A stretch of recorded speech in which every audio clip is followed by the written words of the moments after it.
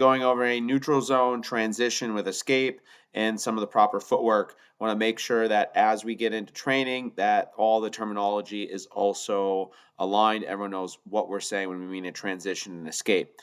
In this case, we're transitioning. Coach Carter is escaping to the outside or towards the boards. You can also transition and escape to the other direction. We're going to review some of the key points here of this movement, okay? So the biggest thing that we want to talk about right now is that push to the outside foot, to that outside edge. And so Coach Carter catches the puck.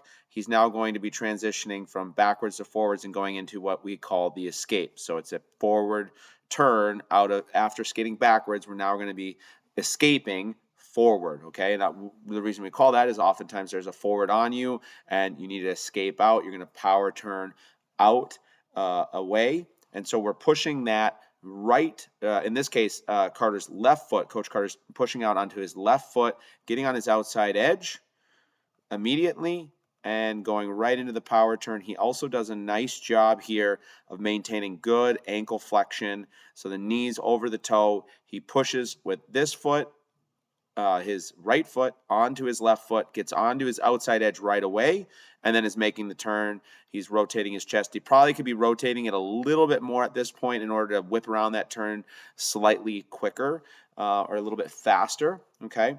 But those are the two big points, is getting onto that outside edge and then maintaining ankle flexion. A lot of times what happens at this point right here is many athletes, it's a very difficult movement. Coach Carter does a nice job displaying it here. When you go backwards and then you do a forward power turn, escape, they fall back onto their heels. And so we want to be looking for this. We want you to have your knee over your toe. We don't want your knee back and you back on your heels. We want the athlete to get into good ankle dorsiflexion and then also to rotate this chest to help yourself with the turn to the left.